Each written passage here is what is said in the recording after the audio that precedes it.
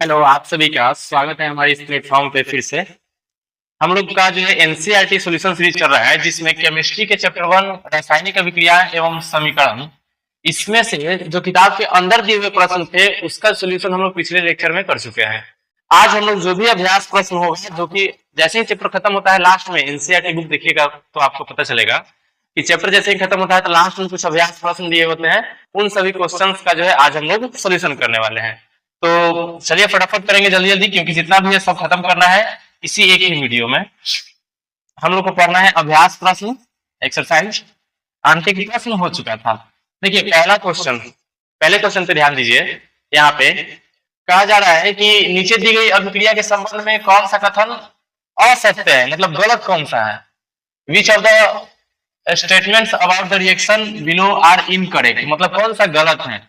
देखिए क्या हो रहा है कि इसमें से पीबीओ यानी कि लेड ऑक्साइड कार्बन से अभिक्रिया कर रहा है और बन रहा है क्या, लेड और प्लस CO2। ध्यान देने वाली बात क्या है कि इसमें से ऑक्सीजन निकला है, ऑक्सीजन का इसमें से ह्रास हुआ है, जबकि कार्बन में ऑक्सीजन आके जुड़ गया है। तो इसमें से निकल गया, ऑक्सीजन निकला है और कार्बन में जाके जुड़ा है। तो कहीं ना कहीं ये कहा जा सकता है कि पीबी यानी कि सीसा अपचयित हो रहा है। लेड जो है वो रिडक्टिंग हो रहा है, यानी कि लेड का रिडक्शन हो रहा है। Lead oxide is getting reduced, ये सही हो सकता है। कार्बन इज गेटिंग ऑक्सीडाइज, ये भी सही है। कार्बन जो है ऑक्सीडाइज हो रहा है। Lead oxide is getting reduced, ये भी सही बात है। लेड इज गेटिंग रिड्यूस, तो क्या अकेले केवल पीबी में से ऑक्सीजन निकल सकता है? पीबी में से ऑक्सीजन कहां से आएगा? तो PB is not reduce getting reduce, बल्कि लेड ऑक्साइड जो है रिड्यूस हो रहा है, यानी कि लेड ऑक्साइड अपचयित हो रहा है, न कि लेड अपचयित हो रहा है। तो ये पहले तो गलत हो जाएगा। Carbon dioxide is getting oxidise, तो कार्बन डाइऑक्साइड फैलाइज है। ऐसे थोड़ी है कि इसमें आके ऑक्सीजन जुड़ रहा है, नहीं, बल्कि कार्बन में इसमें ऑक्सीजन आके जुड़ रहा है। तो इसलिए हम बोलेंगे कि ये भी स्टेटमेंट गलत है। तो ये पहला और दूसरा दोनों गलत है। Lead is not getting reduce, यानी कि सीसा थोड़ी ना अपचयित हो रहा है, सीसा में जो ऑक्सीजन है वो निकल रहा है, यानी कि लेड ऑक्साइड अपचयित हो रहा है और कार्बन जो है ऑक्सीडाइज हो रहा है। तो हमारा दो ऑप्शन सही है, सी और डी। तो सी और डी किसी में है क्या? ये दोनों सही है, गलत कौन है? ए और बी। आंसर हो गया, ये आंसर हो जाएगा। ए और बी जो है गलत है, और हमें गलत ही बताना है ना, इनकरेक्ट। थोड़ा सा जल्दी से भूल गए हम कि यहाँ पे असत्य बताना है, असत्य। इनकरेक्ट कौन सा है? तो ए और बी, जो कि पहला आंसर सही हो जाएगा। आगे बढ़ते हैं दूसरे क्वेश्चन पे। Fe2O3 प्लस 2Al बनता है Al2O3 और प्लस 2Fe। तो the above reaction is an example of, मतलब दी गई अभिक्रिया किस प्रकार की अभिक्रिया का उदाहरण है। तो देखिए इसमें हो क्या रहा है, क्या ये कॉम्बिनेशन रिएक्शन है? क्या यहाँ पे दो पदार्थ आपस में मिलकर एक पदार्थ बन रहे हैं? नहीं, कॉम्बिनेशन रिएक्शन तो नहीं, गलत है। दूसरा, डबल डिस्प्लेसमेंट क्या द्विविस्थापन है? यानी कि क्या इस अभिक्रिया में दो यौगिक अपने आयनों का अदला बदली कर रहे हैं, आदान प्रदान? नहीं है, ये भी गलत है। डिकम्पोजिशन रिएक्शन, अपघटन अभिक्रिया, क्या यहाँ पे कोई एक पदार्थ टूटकर दो या दो से अधिक नया पदार्थ का निर्माण कर रहा है? ये भी नहीं हो रहा है। तो ये भी जो है गलत है। यहाँ पे देखने वाली बात यह है कि ये जो एल्यूमिनियम है इसमें घुस जा रहा है और इसमें से Fe को अलग कर दे रहा है, मतलब कि हमारा ये डिस्प्लेसमेंट अभिक्रिया हो जाएगा, प्रतिस्थापन या विस्थापन अभिक्रिया। चलिए क्वेश्चन ये क्लियर होगा, आगे बढ़ते हैं। What happens when dilute hydrochloric acid is added to iron fillings? क्या होता है जब आयरन फिलिंग्स के साथ हम हाइड्रोजन क्लोराइड की अभिक्रिया कराते हैं? तो देखिए बनता क्या है, सबसे पहले तो ये जो है हाइड्रोजन को विस्थापित कर देता है और FeCN2 और प्लस H2 बनता है। बैलेंस करने के लिए यहाँ से 2 से मल्टीप्लाई करना होगा। अब देखिए इसमें बन क्या रहा है, एक तो फेरस क्लोराइड और प्लस में हाइड्रोजन गैस बन रहा है। तो जो ऑप्शन सही है देखा जाओ, हाइड्रोजन गैस इसमें है, क्लोरीन गैस असंभव, कोई अभिक्रिया नहीं, ऐसा तो नहीं, अभिक्रिया तो हो रहा है। फेरस लवण तथा जल बनता है, ये भी नहीं है। हाइड्रोजन गैस तथा आयरन क्लोराइड बनता है, ये पहला जो है वो सही हो जाएगा। तो ये हो गया इसका आंसर, क्वेश्चन नंबर 3। आगे बढ़ते हैं। क्वेश्चन नंबर 4 पे आइए। कहा जा रहा है कि what is balanced chemical equation. हम पढ़ चुके हैं पहले ही, जो लगातार क्लास चल रहा था उसमें देखने के लिए मिल जाएगा आप लोग को कि बैलेंस इक्वेशन होता क्या है। वैसा इक्वेशन यानी कि वैसी रासायनिक समीकरण जिसमें तीर चिन्ह के दोनों ओर तत्वों के परमाणुओं की संख्या, ठीक ना, तीर चिन्ह के दोनों ओर तत्वों के परमाणुओं की संख्या समान होती है, यानी कि number of atoms in every substance बोले या फिर एलिमेंट जो भी है वो अगर सेम रहे दोनों तरफ, जैसे कि यहाँ पे देखिए नंबर ऑफ कार्बन 1, इधर नंबर ऑफ कार्बन 1, इधर नंबर ऑफ ऑक्सीजन 2, इधर भी नंबर ऑफ ऑक्सीजन 2, तो ये जो है संतुलित रासायनिक समीकरण है। संतुलित रासायनिक समीकरण, ये संतुलित रासायनिक समीकरण हो गया। डिफिनेशन पे ध्यान दीजिए। Chemical equation in is the number of atoms of reactants and products. Reactant और प्रोडक्ट में जो भी कंपाउंड है, जो भी एलिमेंट, जो भी मैटर है, उसमें यदि number of atom same same होगा तो उसे हम लोग बोलेंगे बैलेंस केमिकल इक्वेशन। हिंदी में ध्यान दीजिएगा, वैसा रासायनिक अभिक्रिया जिसमें अभिकारक एवं प्रतिफलों के परमाणुओं की संख्या समान होती है, संतुलित रासायनिक समीकरण कहलाती है। कोई दिक्कत नहीं है, ये सब तो पढ़ाई हो चुका है, लेकिन फिर भी हमने सोचा कि जितना भी एनसीईआरटी के क्वेश्चन है सबको एक साथ जो सोल्यूशन करना बहुत जरूरी है। आगे बढ़ते हैं। अब देखिए इसमें एक और क्वेश्चन था, रासायनिक समीकरण को जो है संतुलित करना क्यों आवश्यक है। Why should chemical equation be balance, क्या जरूरत है रासायनिक समीकरण को संतुलित करना। देखिए इसको यहीं पे हम बात कर लेते हैं। C+O2, ये नहीं, दूसरा कोई एग्जाम्पल लेते हैं, क्योंकि बैलेंस हम करने वाले हैं, ये तो ऑलरेडी बैलेंस है, हम बैलेंस करने वाले हैं, तो इसलिए देखेंगे कि हमारे बैलेंस करने से क्या फायदा होने वाला है और नहीं करने से क्या दिक्कत होने वाला है। तो देखिए यहाँ पे हम एक इक्वेशन लेते हैं, Mg+O2 बनता है MgO, ये की बैलेंस इक्वेशन नहीं है। ध्यान से देखिएगा तो पता चलेगा, ऑक्सीजन इधर 2 है और इधर 1, तो ये बैलेंस इक्वेशन नहीं है। तो क्या दिक्कत है, तो देखिए इसमें मैग्नीशियम का जो परमाणु भार होता है, एटॉमिक मास, वो 23 है और ऑक्सीजन का होता है 16, तो 16 दूनी 32, तो इधर है 32, तो 23 है 32 कितना हो गया, 3 2 5 और 5 55, तो इधर जो एटॉमिक मास है यानी कि परमाणु भार टोटल यहाँ का 55 है। इस तरफ देखा जाए द्रव्यमान, तो इस तरफ यदि हम द्रव्यमान देखें तो इसका हो गया 23 और प्लस इसका हो गया 16, 9 3 39, तो क्या दोनों तरफ द्रव्यमान बराबर है। जबकि हम एक सिद्धांत पढ़े हुए 9th क्लास में, द्रव्यमान संरक्षण सिद्धांत। द्रव्यमान संरक्षण सिद्धांत यानी कि law of conservation of mass. इसमें क्या होता है कि जितने भी द्रव्यमान अभिक्रिया करता है, यानी कि जितना मास रिएक्टेंट में होते हैं उतना ही मास जो है प्रोडक्ट में भी होना चाहिए, यानी कि अभिकारक और प्रतिफल दोनों में द्रव्यमान बराबर होना चाहिए, तब जाके जो है ये लागू होगा नियम द्रव्यमान संरक्षण सिद्धांत। तो यदि देखो ये बैलेंस नहीं है तो काम नहीं करेगा, गड़बड़ा जाएगा, इधर कुछ और है मास और इधर मास कुछ और है। तब हम क्या करते हैं ना, इसे बैलेंस कर देते हैं, यहाँ पे 2 से मल्टीप्लाई कर दिए तो ये बैलेंस हो गया और एक यहाँ पे।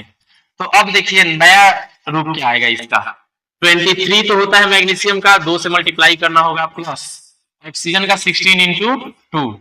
इस तरफ आके देखिए तो 2 से गुना करना है मैग्नीशियम के भी द्रव्यमान में और प्लस 2 से गुना करना है ऑक्सीजन के भी द्रव्यमान में, तो ये हो गया 23 दूनी 46 प्लस 32, इधर भी हो गया 46 प्लस 32, देख ही रहे हैं दोनों तरफ बराबर हो ही गया, 46 32 इधर 46 32 उधर, तो अब द्रव्यमान संरक्षण सिद्धांत आसानी से हो जाएगा। तो इसलिए कहा जाता है कि द्रव्यमान संरक्षण सिद्धांत के अनुसार अभिकारक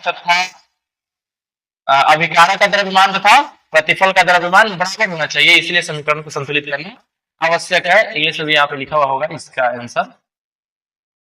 According to the principle of conservation of mass, the mass of the reactant is equal to the mass of product, so it is necessary to balance the equation। कोई दिक्कत नहीं होना चाहिए, आगे बढ़ते हैं, बहुत इजी है। देखिए अगला क्वेश्चन कहा जा रहा है कि तरफ, ये तो हम अभी जो बात किए वो है, translate the following statement into chemical equation and then balance them. दिए गए समीकरण को जो है पहले समीकरण के, दिए गए अभिक्रिया को पहले समीकरण के रूप में लिखना है, जो भी रिएक्शन दिए गए हैं उसको इक्वेशन के रूप में लिखना है और इक्वेशन के रूप में लिखने के बाद उसे बैलेंस करना है, यानी कि संतुलित करना है।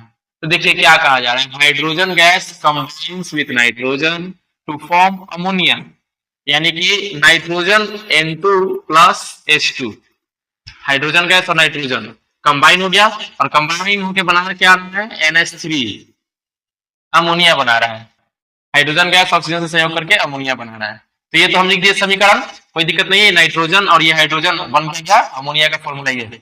बैलेंस करने की जरूरत है। तो देखिए यहाँ पे जो है दो है, कौन दो है, नाइट्रोजन, तो यहाँ दो से मल्टीप्लाई कर देते हैं। तो नाइट्रोजन दो हो गया, हाइड्रोजन कितना हो गया, 3 टू 6, हाइड्रोजन 6, तो यहाँ पे 3 से मल्टीप्लाई कर देते हैं। तो ये हो गया क्वेश्चन खत्म,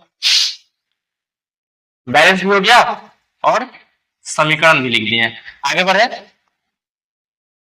अगला है कि hydrogen sulphide gas Burns in air, hydrogen H2S और प्लस ऑक्सीजन में यानी एयर में जलता है, ऑक्सीजन बनता क्या है सल्फर डाइऑक्साइड SO2 और प्लस H2O।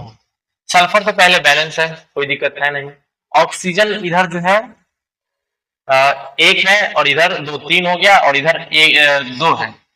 तो हम यहाँ पे चाहे तो यहाँ से दो कर दें तो ऑक्सीजन दो हो गया, यहाँ पे दो कर देंगे तो ऑक्सीजन हो गया 4, 2 और 2 4। लेकिन दिक्कत है कि हाइड्रोजन वहां 4 हो जा रहा है और हाइड्रोजन 4 करने के चक्कर में सल्फर यहाँ 2 हो जा रहा है। सल्फर 2 को यहाँ मैनेज करने में ऑक्सीजन हो जा रहा है 2 और 2 4, 4 और 2 6, तो यहाँ पे 3 से गुना कर देते हैं। अब देखिए बैलेंस हो गया, कोई दिक्कत नहीं है। हाइड्रोजन की संख्या इधर कितना है 4 और सल्फर कितना है 1 और ऑक्सीजन कितना हो गया 6। इधर देखा जाए तो सल्फर कितना हो गया 2, ऑक्सीजन देखा जाए तो 2 दूनी 4 और 2 6 और हाइड्रोजन देखा जाए तो 4, कोई दिक्कत नहीं है। यहाँ सल्फर 2 है, दोनों तरफ बराबर है, कोई दिक्कत नहीं है, बैलेंस हो गया है। तो ये हो गया balanced equation for the given reaction. आगे बढ़ते हैं, barium chloride reacts with aluminium sulfate, barium chloride BaCl2 अभिक्रिया करता है किसके साथ, एल्यूमिनियम सल्फेट Al2SO4 का whole thrice, aluminium sulphate, to give aluminium chloride, यानी कि बनता है एल्यूमिनियम क्लोराइड और plus precipitate of barium sulphate, और प्रिसिपिटेट बनता है BaSO4 का, यानी कि इसका अवक्षेप बनता है। देखिए बेरियम क्लोराइड अभिक्रिया करता है एल्यूमिनियम सल्फेट के साथ और बनता क्या है एल्यूमिनियम क्लोराइड और बेरियम सल्फेट का अवक्षेप यानी कि प्रिसिपिटेट। तो अब जो है हम इसको बैलेंस करने का कोशिश करते हैं। देखिए एल्यूमिनियम इधर 2 है और इधर 1 है, 2 से गुना करना पड़ेगा। एल्यूमिनियम 2 हो गया, क्लोरीन हो गया 3 दूनी 6, तो क्लोरीन को बैलेंस करने के लिए यहाँ 3 से मल्टीप्लाई करेंगे तो क्लोरीन हो गया 3 टू 6, बेरियम हो गया 3, तो यहाँ बेरियम को बैलेंस करने के लिए 3 से गुना करेंगे। तो अब देखिए क्या क्या दिक्कत आ रहा है, सल्फर हो गया 3, सल्फर यहाँ भी हो गया 3, वैसे भी SO4 डायरेक्ट देखा है तो इधर 3 है और इधर भी जो है 3 से गुना होकर SO4 हो गया। तो अब जो है ये बैलेंस है, क्यों, क्योंकि देखिए बेरियम जो है वो हो गया 3, क्लोरीन जो है वो 3 टू 6, एल्यूमिनियम की अगर बात की जाए तो 2, सल्फर की बात की जाए तो 3 और ऑक्सीजन की बात की जाए तो 12। इधर इस तरफ बेरियम 3 है, इस तरफ क्लोरीन की अगर बात करें तो 6 है और इस तरफ एल्यूमिनियम की अगर बात करें तो ये भी जो है 2 है और इस तरफ सल्फर की अगर बात करें तो 3 से गुना होके 3 है और लास्ट में बच गया ऑक्सीजन जो कि 4 12, 4 3 12। तो ये हो गया हमारा balance equation for the given reaction या फिर दिए गए अभिक्रिया के लिए संतुलित रासायनिक समीकरण। आगे बढ़ते हैं, अगला potassium metal reacts with water to give potassium hydroxide and hydrogen gas. Potassium metal के reacts with water H2O and gives potassium hydroxide KOH and hydrogen gas H2। ये बनता है, ये हो गया इक्वेशन, इसको थोड़ा सही कर लेते हैं। पोटेशियम जो है H2O के साथ अभिक्रिया करता है तो पोटेशियम हाइड्रोक्साइड और हाइड्रोजन गैस बनता है। बैलेंस करना है क्या, पोटेशियम 1 पोटेशियम 1, हाइड्रोजन 2, हाइड्रोजन 3 है इधर तो 2 से गुना करना पड़ेगा यहाँ पे, तो हाइड्रोजन हो गया 2 और 2 4। तो पहले पोटेशियम को 2 से गुना करके बैलेंस कर देते हैं दोनों तरफ, हाइड्रोजन इधर 2 इधर हाइड्रोजन 4, 2 से गुना कर देते हैं, ऑक्सीजन इधर 2 ऑक्सीजन इधर भी अब जो है 2 हो गया है। तो अब ये बैलेंस हो गया है, balance equation for the given reaction. दी गई अभिक्रिया के लिए संतुलित रासायनिक समीकरण, कोई दिक्कत नहीं है, आगे बढ़े। 27 पेज नंबर, वैसे क्वेश्चन नंबर 6 है। निम्न रासायनिक समीकरणों को संतुलित कीजिए। हमें बस यहाँ पे एक ही चुनौती है, संतुलित करना है। देखिए ये दिया हुआ है कि HNO3 कैल्शियम हाइड्रोक्साइड के साथ अभिक्रिया करके कैल्शियम नाइट्रेट बनाता है और जल बनाता है। बैलेंस करना है, तो देखा जाए तो सबसे पहले तो कैल्शियम बैलेंस है, कोई दिक्कत नहीं है। नाइट्रोजन इधर 1 है और इधर जो है ना नाइट्रोजन 2 है, तो हमें यहाँ पे 2 से मल्टीप्लाई करके देखना चाहिए। आगे तो बदल भी देंगे, लेकिन अभी पहले 2 से मल्टीप्लाई करके देखा जाए क्या आता है। तो यहाँ पे हाइड्रोजन हो गया 2, हाइड्रोजन यहाँ पहले से 2 है, तो 2 2 4 हो गया। हाइड्रोजन यहाँ पे देखिए तो 2 है और इधर है ही नहीं, तो यहाँ पे हाइड्रोजन को बैलेंस करने के लिए 2 से गुना कर दिए, तो हाइड्रोजन इधर 4 हो गया और हाइड्रोजन इधर भी 4 हो गया। बच गया ऑक्सीजन, तो ऑक्सीजन 3 दूनी 6 और 2, ऑक्सीजन की संख्या तो 8 है और ऑक्सीजन की संख्या 8 क्या यहाँ पे भी है, 3 दूनी 6 और 6 और 2 8 बिल्कुल है। तो ये हो गया आपका बैलेंस्ड इक्वेशन। इक्वेशन को हम बैलेंस कर दिए पहला को। दूसरा पे आते हैं। दूसरा देखिए NaOH, तो यहाँ पे सोडियम कितना है 1 और यहाँ पे 2, तो सोडियम को 2 से गुना करने के लिए यहाँ पे 2 से मल्टीप्लाई करना होगा। अब क्या बच गया, सोडियम हो गया, तो सोडियम के बाद सल्फर देखा जाए, सल्फर इधर 1 है और इधर भी 1 है, कोई दिक्कत नहीं है। अब हाइड्रोजन, हाइड्रोजन इधर 2 और इधर 2 और 1 3, तो जैसे ही हम गुना कर दिए तो अब हो गया हाइड्रोजन इधर 2 और 2 4, यहाँ पे हाइड्रोजन 2 ही है तो 2 से गुना कर दिए तो यहाँ भी हो गया 4। लास्ट में बच गया ऑक्सीजन, ऑक्सीजन की व्यवस्था कर दी जाए। देखिए 2 ऑक्सीजन 4, 4 और 2 6, यहाँ पे 4 ऑक्सीजन और 2 यहाँ मल्टीप्लाई हो गए 6, यानी कि अब ये भी इक्वेशन बैलेंस हो चुका है, कोई दिक्कत इसमें नहीं है। अगला देखिए तीसरा, NaCl plus AgNO3 sodium chloride silver nitrate के साथ अभिक्रिया करके सिल्वर क्लोराइड तथा सिल्वर क्लोराइड तथा सोडियम नाइट्रेट बनाते हैं। देखिए बराबर क्या नहीं है, सोडियम इधर 1 है इधर 1 है, Ag इधर 1 है इधर भी 1 है, क्लोरीन इधर 1 इधर भी 1। इसमें बैलेंस क्या करना है, तो ऑलरेडी बैलेंस है, ये ऑलरेडी बैलेंस है, इसमें कुछ करने की जरूरत नहीं है। NO3 इधर है NO3 उधर भी है, इसमें बैलेंस करने की कोई जरूरत नहीं है। जो पहले से सुधरा हुआ है उसको क्या सुधारना है। आगे बढ़ते हैं और लास्ट ये question, BaCl2 H2SO4 BaSO4 plus HCl, तो यहाँ पे जो है 2 से गुना कर दीजिए, तो हाइड्रोजन हो गया 2, हाइड्रोजन यहाँ भी 2, क्लोरीन 2, क्लोरीन यहाँ भी 2, बाकी सब तो पहले से ही बैलेंस है, BaSO4 और SO4, कोई दिक्कत नहीं है, बराबर हो गया। ये हो गया बैलेंस इक्वेशन। तो इस तरह से जो भी समीकरण दिए हुए थे उसे हम लोग बैलेंस कर चुके हैं। आगे बढ़ते हैं। 7वां देखिए कि right the balanced chemical equation for the following reaction, जो भी इक्वेशन यहाँ पे रिएक्शन दिए गए हैं उस रिएक्शन का बैलेंस केमिकल इक्वेशन लिखना है। तो देखिए पहला क्वेश्चन, कैल्शियम हाइड्रोक्साइड CaOH का whole twice reacts with carbon dioxide CO2 और बनता है कैल्शियम कार्बोनेट CaCO3 और प्लस H2O। बताइए क्या बैलेंस है। यहाँ पे कैल्शियम एगो है, इधर भी कैल्शियम एक ही है, कैल्शियम की दोनों तरफ ठीक है, बैलेंस है। ऑक्सीजन की बात की जाए तो इधर 2 है और 2 4 है। पहले हाइड्रोजन देखा जाए, हाइड्रोजन इधर 2 है और इधर हाइड्रोजन 2 है, कोई दिक्कत नहीं।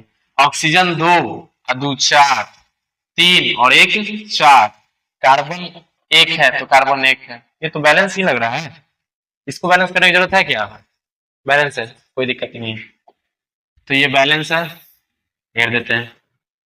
चलिए नीचे वाला पे आ जाइए, zinc plus silver nitrate, zinc plus silver यानी कि AgNO3 silver nitrate plus zinc nitrate plus silver ZnNO3 का होल ट्वाइस और प्लस Ag, सिल्वर अलग हो जाता है। तो अब देखिए इसको बैलेंस करने का कोशिश करना है। यहाँ पे तो एक ही है तो यहाँ 2 से मल्टीप्लाई कर देते हैं, यहाँ पे 2 से हो गया, जिंक इधर एक, इधर भी एक, नाइट्रोजन दो, नाइट्रोजन यहाँ पे भी दो, ऑक्सीजन 3 दूनी 6, ऑक्सीजन 3 दूनी 6, सिल्वर इधर 2 है तो इधर भी सिल्वर 2 है। हो गया बैलेंस, मिला लीजिएगा अपने से एक बार। देखना है केवल कि क्या सारे तत्व जो है, सारे तत्वों के परमाणु यानी एटम्स का नंबर ऑफ एटम्स दोनों तरफ सेम है कि नहीं है। यदि सेम है तो ठीक है, बैलेंस है, क्या दिक्कत है, हम बैलेंस कर दिए इसको। आगे बढ़ते हैं, और भी क्वेश्चन है, जैसे कि एल्यूमिनियम कॉपर क्लोराइड, एल्यूमिनियम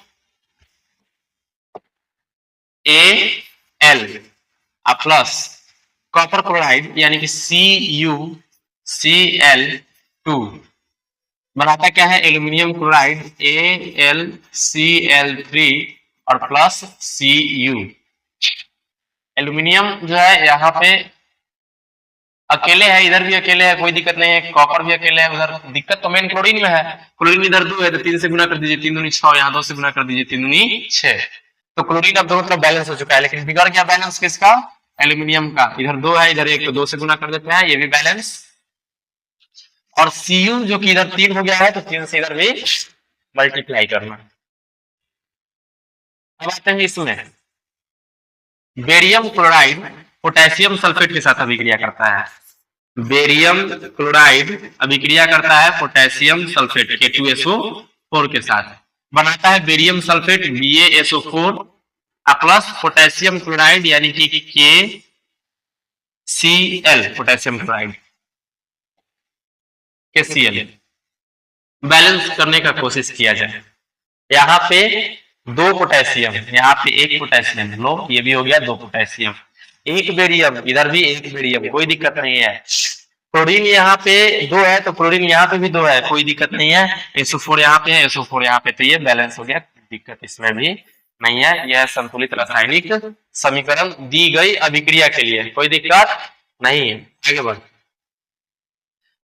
अगला है right the balance chemical equation for the following and identify type of reaction in each case. दिए गए अभिक्रिया का पहले तो संतुलित रासायनिक समीकरण लिखना है और उसके बाद पहचानना है कि ये कौन से प्रकार का अभिक्रिया है, किस टाइप का अभिक्रिया। चलिए देखिए, पोटेशियम ब्रोमाइड बेरियम आयोडाइड के साथ अभिक्रिया करता है, potassium bromide KBr plus barium iodide BaI2, barium iodide के साथ अभिक्रिया करता है, बनता है potassium iodide KI plus barium bromide BaBr2। चलिए बराबर करने की कोशिश कीजिए, तो यहाँ पे 2 से गुना कीजिएगा, यहाँ भी 2 से, तो ये 2 पोटेशियम और यहाँ पे पोटेशियम क्या हो गया 2। बेरियम की अगर बात की जाए तो बेरियम इधर 1 है और इधर भी बेरियम 1 ही है, ब्रोमीन 2 हो गया इधर और ब्रोमीन इधर भी क्या है 2, आयोडीन 2 और आयोडीन इधर भी 2, तो ये हो गया बैलेंस इक्वेशन। पहचानिए कि ये कौन सी अभिक्रिया है, किस प्रकार की अभिक्रिया है, पहचानने की जरूरत है कि ये किस प्रकार की अभिक्रिया है, समझ में आ रहा है। तो यहाँ पे देखिए 2 यौगिक अपने आयनों का अदला बदली कर रहे हैं, इसका Ba के साथ चला जा रहा है और इसका I जो है K के साथ चला रहा है, तो ये जो आयनों का अदला बदली यानी कि विस्थापन,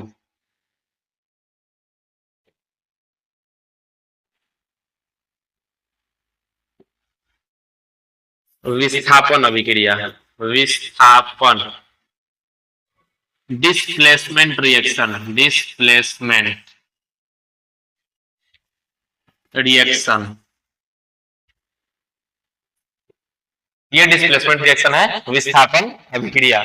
आगे बढ़ते हैं, और अगला है जिंक कार्बोनेट यानी कि ZnCO3 plus zinc oxide ZnO,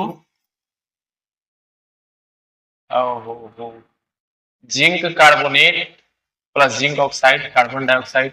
कुछ छूट गया इसमें से, इस क्वेश्चन में से क्वेश्चन मिस टाइप हो गया है यहाँ पे। अच्छा हम बना देते हैं क्वेश्चन, जिंक कार्बोनेट जो है zinc oxide plus carbon dioxide बनाता है। तो अच्छा टूट रहा है ये वियोजन अभिक्रिया, कोई दिक्कत नहीं है, यहां से मिटाते हैं। जिंक यानी कि जिंक कार्बोनेट ZnCO3 अभिक्रिया करके यानी कि टूट के बना रहा है zinc oxide ZnO plus CO2। तो देखिए ये जो है एक ही पदार्थ में टूट के दो नए यौगिक का निर्माण किए हैं। और केमिकल ये इक्वेशन बैलेंस है क्या, पहले देख लीजिए, बैलेंस है, कोई दिक्कत नहीं है। ये जो अभिक्रिया है यह है वियोजन अभिक्रिया, वियोजन अभिक्रिया, वियोजन अभिक्रिया, decomposition reaction, decomposition reaction, decomposition reaction. ये दूसरा हो गया बी। सी में आ जाते हैं hydrogen, hydrogen plus chlorine, hydrogen chloride H2 plus Cl2 बनता क्या है HCl। बैलेंस करने के चक्कर में यहाँ दो से गुना करना होता है, तो यहाँ पे दो यौगिक या फिर दो पदार्थ आपस में मिलकर एक नए पदार्थ का निर्माण कर रहे हैं।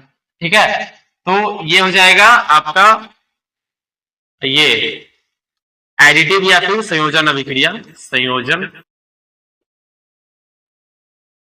अभिक्रिया, संयोजन अभिक्रिया। एडिटिव बोला जाता है इंग्लिश में इसको, एडिटिव रिएक्शन या फिर सिंथेसिस रिएक्शन, सिंथेसिस रिएक्शन। आगे बढ़ते हैं, ये हो गया अभिक्रिया के प्रकार भी बता दिए हम लोग। चलते हैं अगले पे।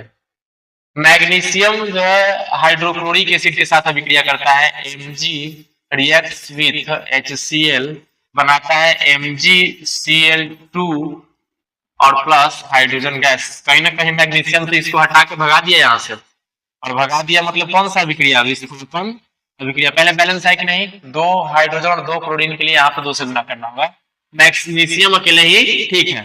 तो ये हो गया आपका कौन सा अभिक्रिया, विस्थापन, डिस्प्लेसमेंट रिएक्शन, विस्थापन, डिस्प्लेसमेंट। आगे बढ़े, चलिए 9 नंबर क्वेश्चन पे आ जाते हैं। एक्सोथर्मिक और एंडोथर्मिक रिएक्शन, गिव एग्जांपल्स, उदाहरण भी देना है और बताइए कि आप क्या समझते हैं एक्सोथर्मिक और एंडोथर्मिक रिएक्शन। तो देखिए a chemical reaction in which energy and heat is produced along with the formation of product, यानी कि प्रोडक्ट के फॉर्मेशन के साथ साथ जो है एनर्जी प्रोड्यूस होता है, यानी कि प्रतिफल के निर्माण के साथ साथ ऊर्जा का भी निर्माण हो या फिर ऊष्मा की उत्पत्ति हो, तो ऐसी रासायनिक अभिक्रिया यानी कि this types of reaction is called exothermic यानी कि ऊष्माक्षेपी अभिक्रिया। बट वहीं पे यदि किसी रासायनिक अभिक्रिया में ऊर्जा अवशोषित हो जाए, केमिकल रिएक्शन में यदि एनर्जी जो है ऑब्जर्व कर लिया जाए, तो उसे हम लोग बोलते हैं एंडोथर्मिक। एग्जाम्पल के लिए देखिए, यदि यहाँ पे कार्बन को अगर हम ऑक्सीजन के प्रेजेंटेशन में जलाएंगे तो CO2 प्लस में एनर्जी, हीट, उष्मा बनता है, तो ये जो है उष्माक्षेपी। और वहीं यदि हम H2O का जो है इलेक्ट्रोलाइसिस का है, विद्युत विच्छेदन, तो इसे हमें विद्युत ऊर्जा देनी होती है, विद्युत ऊर्जा हमें देने की आवश्यकता है। और जब हम ऊर्जा दे रहे हैं यानी कि ऊर्जा अवशोषित कर रहा है और बन रहा है क्या H2 प्लस O2, तो इसे हम लोग बोलेंगे उष्मा शोषी। ये हो गया आपका एक्सोथर्मिक, एक्सोथर्मिक यानी कि उष्मा क्षेपी। और ये हो गया एंडोथर्मिक, एंडोथर्मिक उष्मा शोषी, उष्मा शोषी अभिक्रिया। आगे चलते हैं नेक्स्ट पे। अगला क्वेश्चन है कि वाई इज, अच्छा एक बार ध्यान से इसको रिपीट कर लीजिए। जिस अभिक्रिया में ऊर्जा उत्पन्न होती है, यानी कि रिएक्शन के बाद हमें एनर्जी मिले, बाहर उत्पन्न होती है, उसे हम लोग बोलते हैं ऊष्माक्षेपी यानी कि एक्सोथर्मिक। जिससे कराने के लिए हमें ही ऊर्जा देना पड़े, ऊष्मा अवशोषित हो जाती है, उसे बोलते हैं एंडोथर्मिक या ऊष्मा शोषी। आगे देखिए, why is respiration considered as exothermic reaction. आखिर क्यों हम लोग श्वसन को ऊष्मा क्षेपीय अभिक्रिया बोलते हैं? तो इसका मेन रीजन यह है कि श्वसन क्रिया पूर्ण होता है जाके कोशिकाओं में। कोशिका में उपस्थित जो कार्बनिक पदार्थ होता है, जैसे कि ग्लूकोज, ठीक ना, कार्बनिक जो भी सब्सटेंस है ग्लूकोज, वो ऑक्सीजन से रिएक्ट करता है और ऑक्सीजन से रिएक्ट करके एनर्जी प्रोड्यूस करता है। तो इसलिए हम इसे बोलते हैं एक्सोथर्मिक रिएक्शन। देखिए यहाँ पे हम रिएक्शन लिखते हैं C6H12O6, जो कि ग्लूकोज है, वो रिएक्ट करता है ऑक्सीजन के साथ और बनाता है CO2 प्लस H2O और साथ में एनर्जी उत्पन्न करता है, एनर्जी ऊष्मा उत्पन्न करता है। तो इसलिए हम इसको बोलते हैं एक्सोथर्मिक रिएक्शन। इजी तो है, जिस रिएक्शन से एनर्जी प्रोड्यूस हो रहा है उसे हम एक्सोथर्मिक रिएक्शन बोलते हैं। और यही रीजन है कि हम जो है रेस्पिरेशन यानी श्वसन को एक्सोथर्मिक रिएक्शन बोलेंगे। कोई दिक्कत नहीं, वैसे महसूस भी कर सकते हैं। हम लोग लगातार ज्यादा देर तक सांस लेते हैं तो एकदम पूरा गर्मी महसूस होने लगता है, क्योंकि ऊष्मा यानी कि एनर्जी हमारे बॉडी में प्रोड्यूस हो रही होती है। आगे देखिए 11 नंबर क्वेश्चन कि why are decomposition reaction called opposite of combination reaction. Decomposition reaction यानी कि वियोजन अभिक्रिया जो है, संयोजन अभिक्रिया के विपरीत क्यों माना जाता है? तो संयोजन मतलब मिलना, वियोजन मतलब अलग होना, वो तो नाम से ही ना अलग है, उल्टा तो है ही एक दूसरे के। संयोजन में क्या होता है कि दो पदार्थ यानी कि दो सबस्टांस आपस में मिलकर एक नए सबस्टांस बनाते हैं, जबकि वियोजन में एक ही पदार्थ यानी एक ही सबस्टांस टूटते हैं और दो नए सबस्टांसों का निर्माण करते हैं। तो यही रीजन है कि इसे एक दूसरे का उल्टा बोला जाता है। सिंपल, इसका तो आंसर जो है इसी के नाम में ही छुपा हुआ है। एग्जाम्पल के लिए अगर देखा जाए तो कार्बन जो है ऑक्सीजन से रिएक्ट करेगा और बनाएगा CO2, कोई दिक्कत नहीं है। तो ये हो गया संयोजन, संयोजन। लेकिन वही एक ये होता है CaCO3, इसको गर्म कीजिए तो बनता है CaO प्लस CO2, ये हो जाएगा वियोजन। वियोजन तो क्या ये एक दूसरे के उल्टा नहीं है? दो को मिलके एक बना रहा है और एक ही जो है टूट के दो को बना दे रहा है, तो एक दूसरे का उल्टा तो है ही। तो इसलिए इसे बोलते हैं उल्टा है, एक दूसरे का विपरीत, विपरीत, या फिर बोलेंगे कि अपोजिट है, अपोजिट। इसको देखना है क्या? देख लीजिए स्क्रीनशॉट या फिर नोट्स बनाना है जो भी है, हाँ, वीडियो को रोक के यहाँ से लिख लीजिएगा। आगे write one equation each for decomposition reaction where energy is supplied in the form of heat, light और electricity। मतलब कि हमें डिकम्पोजिशन रिएक्शन लिखना है, यानी कि अपघटन अभिक्रिया लिखना है, वियोजन अभिक्रिया, जिसमें तीन गो अभिक्रिया लिखना है। एक गो में हमें एनर्जी देने का जरूरत है हीट के रूप में, एक में एनर्जी देने का जरूरत है लाइट के रूप में, और एक में एनर्जी देने का जरूरत है विद्युत यानी कि इलेक्ट्रिसिटी के रूप में। चलिए लिख देते हैं इक्वेशन, क्या दिक्कत है। पहला कहां से स्टार्ट किया जाए?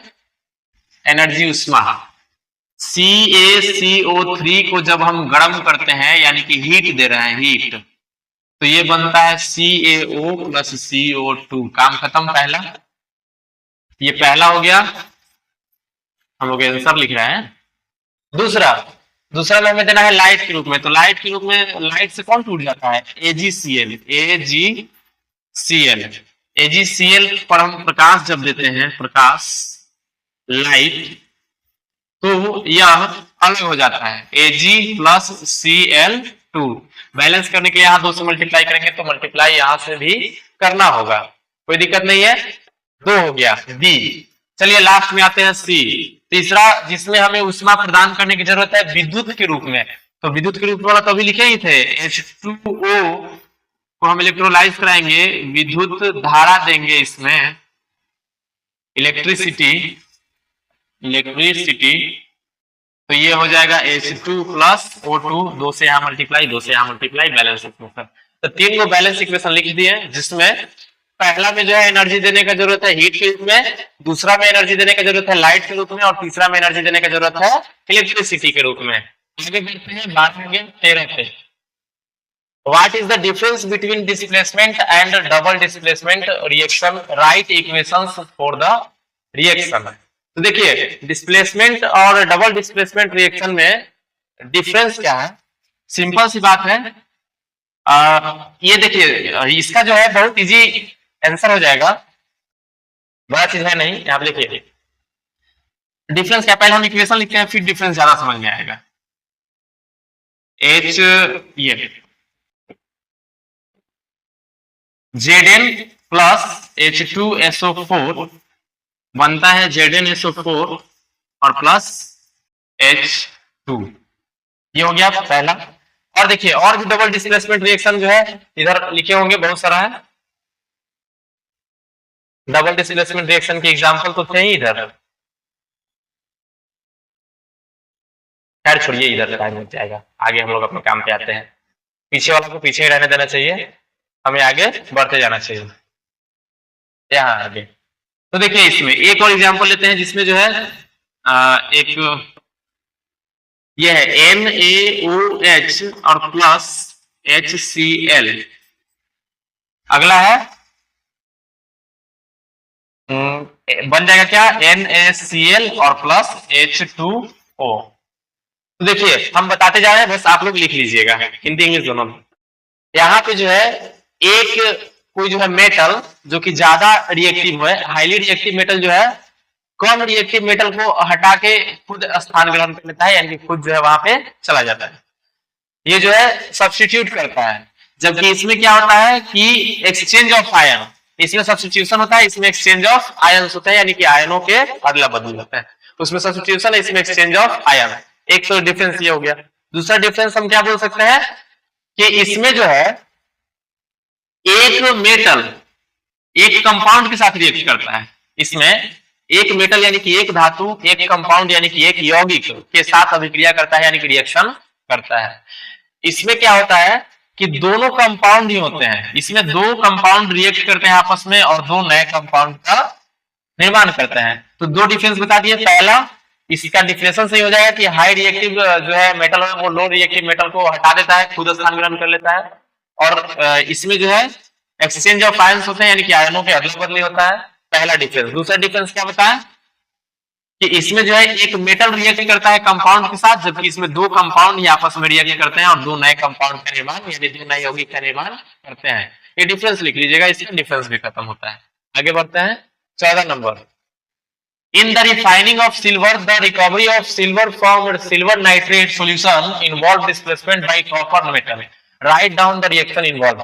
कहा जा रहा है कि चांदी के शोधन में, यानी कि जैसे कि चांदी सिल्वर नाइट्रेट के रूप में रहता है, तो इसके शोधन में कॉपर से अभिक्रिया कराया जाता है, जहां पर प्रतिस्थापन अभिक्रिया होता है और बनता है कॉपर नाइट्रेट, यानी कि CuNO3 और प्लस Ag अलग हो जाता है। वैसे क्वेश्चन क्या हमसे पूछा गया था? अच्छा इसमें सकल अभिक्रिया का नाम लिखिए, अभिक्रिया लिखिए, लिख दिया लीजिए।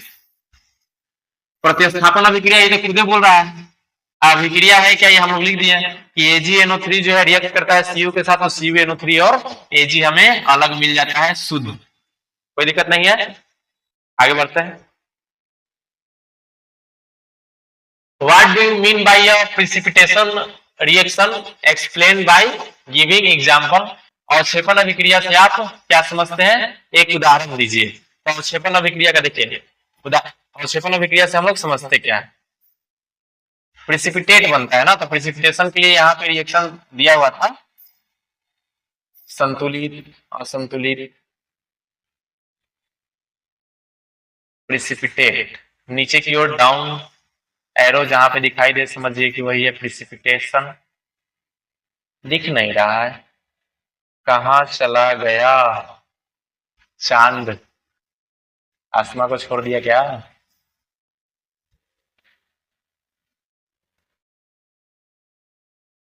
सही में नहीं दिख रहा है, कहीं ना कहीं हम तो खुद से लिखे थे डाउन एरो के साथ। हाँ ये रहा, जैसे कि BaCl2 react with Al2SO4, Al2SO4 का होल थ्राइस, तो बनता है BaSO4 प्लस AlCl3 ये बनता है।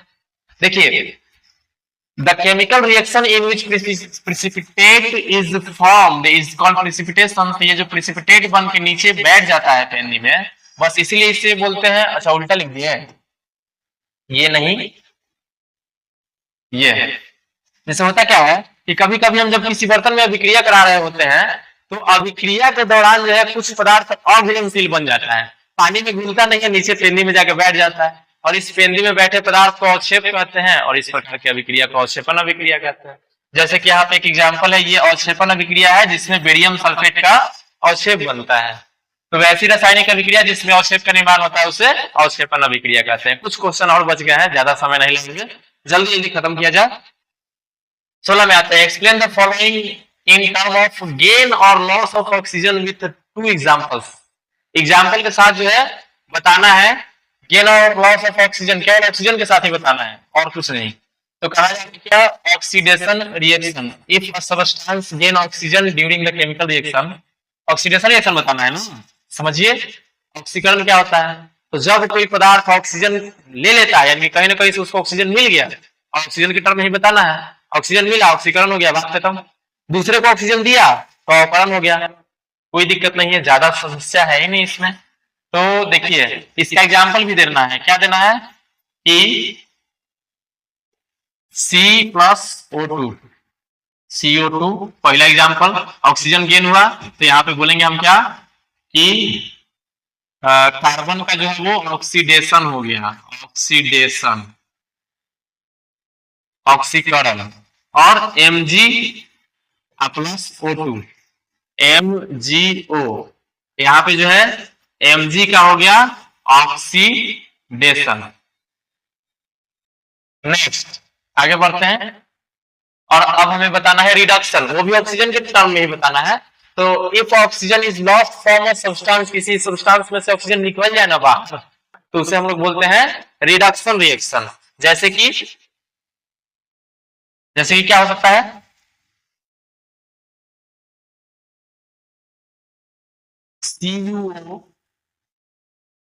CuO plus H2, Cu plus H2O, इसमें से ऑक्सीजन छीना गया, यानी कि CuO का हो गया रिडक्शन,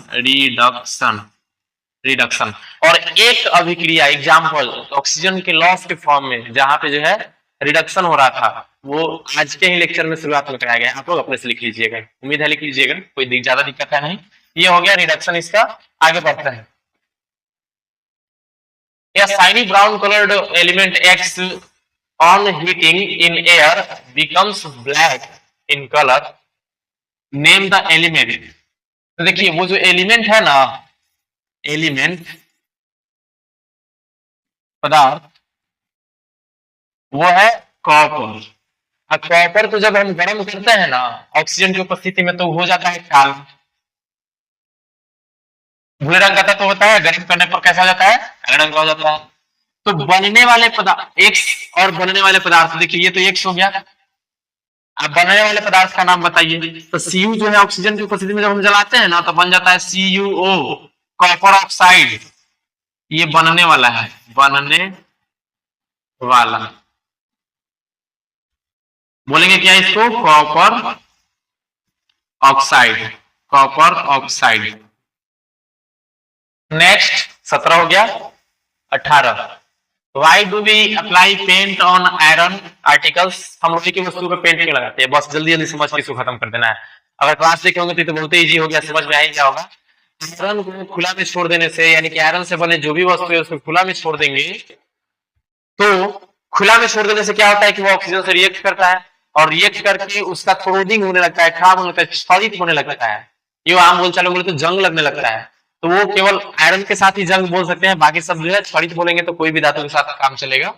तो ऐसा प्रक्रिया होने से बचे इसलिए हम लोग पेंट लगा देते हैं लोहे पे। पेंट रहेगा तो पेंट जो है उसे डायरेक्ट ऑक्सीजन के कांटेक्ट में आने नहीं देगा, संपर्क नहीं आने देगा, जिससे जो है वो ऑक्सीडाइज यानी कि ऑक्सीकृत नहीं होगा, और वो जो है क्षरित होने से बच जाएगा, यानी खराब नहीं हो पाएगा। उतार लीजिएगा, यहाँ से आंसर लिखा हुआ, बाकी जो है हम समझा दिए आप लोग को। अगला है कि oil and fat containing food, जो भी फूड होते हैं जिसमें ऑयल होता है, तेल, तैलीय खाद्य पदार्थ जिसमें ऑयल और फैट होता है, उसे जो है खुला में क्यों नहीं रखा जाता? अच्छा, यहाँ पे नाइट्रोजन वाला है तो उसे पैक करने के लिए नाइट्रोजन गैस क्यों भरा जाता है? वैसे हम लोग चिप्स खरीदते हैं तो देखते होंगे कि जो हम चिप्स खरीदते हैं तो 10 रुपए का उसमें नाइट्रोजन गैस मिलता है, 2-4 को चिप्स फ्री रहता है। तो उस चिप्स में जो है जो गैस भरा रहता है वो नाइट्रोजन गैस क्यों भरा रहता है, वही पूछा जा रहा है हमसे। तो हमें तो पता है कि वो जो है ऑयली फूड है चिप्स, अगर वो खुला में रहेगा, ऑक्सीजन के संपर्क में आएगा, तुरंत खराब होगा। तो इसलिए उसमें जो है कम रिएक्टिव, लो रिएक्टिव सब्सटेंस जैसे कि नाइट्रोजन मिला के भर के पैक कर दिया जाता है। तो नाइट्रोजन जो है ऑक्सीजन से उसे अभिक्रिया करने नहीं देता है और फलस्वरूप यानी कि जिसके कारण ये जो चिप्स है वो लंबे समय तक सुरक्षित रहता है। तो यही कारण है कि हम जो है नाइट्रोजन गैस भर के पैक कर देते हैं। आंसर उतार लीजिएगा, आगे बढ़ते हैं। और ये 20 क्वेश्चन और लगता है कि लास्ट क्वेश्चन है कि explain the following terms with one example, निम्नलिखित शब्दों को जो है एक एक उदाहरण के साथ बताएं। प्रोविजन मतलब संचारण, अभी हम बताए हैं कि जो भी धातु है ना खुला में छोड़ेंगे तो ऑक्सीजन से अभिक्रिया करेगा, और ऑक्सीजन से अभिक्रिया करेगा तो वो क्षरित होने लगेगा, खराब हो जाएगा, और धीरे धीरे होते होते पूरा का पूरा धातु बिगड़ जाता है, बेकार हो जाता है। और इसी घटना को हम क्या बोलते हैं? संक्षारण। Process of metals being slowly corroded by air, moisture and other substances, हवा, नमी और अन्य पदार्थों की उपस्थिति के कारण उसे खराब होना ही क्या कहलाता है? कोरोजन कहलाता है। अगला है रेसिडिटी। अच्छा, इसका एग्जांपल लोहे पे जंग लगना, बहुत इजी है। रेसिडिटी यानी कि विकृत गंधिता, जैसे हम भोजन को यानी कि खाने वाली वस्तुओं को खुला में छोड़ देते हैं, रात भर छोड़ दीजिए, मान लीजिए भोज हुआ बगल में, भोज में से आया हुआ भोजन को रात भर छोड़ दीजिए, सुबह मन करे आपका फिर से खाने के लिए उसको, तो थोड़ी देर के बाद देखते हैं कि खराब होने लगता है। रीजन क्या है कि जो है उसे हम खुला में छोड़ते हैं तो वायुमंडल यानी कि एटमॉस्फेयर में प्रेजेंट जो भी ऑक्सीजन है वो रिएक्ट करता है, और रिएक्ट करने के बाद जो है वो खराब हो जाता है, एकदम अजीब टाइप का गंध और स्वाद आ जाता है, जो कि हमारे लिए हानिकारक होता है। और इसी घटना को हम बोलते हैं रेसिडिटी यानी कि विकृत गंधिता। तो उम्मीद करते हैं ये समझ में का। इसका एग्जांपल क्या होगा? वही बात, शाम के बने भोजन को हम सुबह जाके कुछ देर के बाद सकते हैं तो एकदम खराब सा गंध उसमें से और अजीब टाइप का जो है स्वाद आता है, तो इसलिए जो है हम इसे नहीं खाते हैं, और इस घटना को बोलते हैं रेसिडिटी। तो ये था हमारा आज का लास्ट क्वेश्चन, और यहाँ से पूरा एनसीईआरटी चैप्टर 1 का हम क्वेश्चन आंसर कंप्लीट करा दिए हैं। उतार लीजिएगा, इसका नोट्स अच्छे से बना के रिवीजन करते रहना है, पढ़ते रहना है लगातार, रिजल्ट अपना खुद आएगा, अच्छा आएगा, बहुत बढ़िया आएगा। लास्ट में बने रहेंगे तो इसके लिए धन्यवाद। पढ़ाई करते रहिएगा, मिलते हैं अगले क्लास में।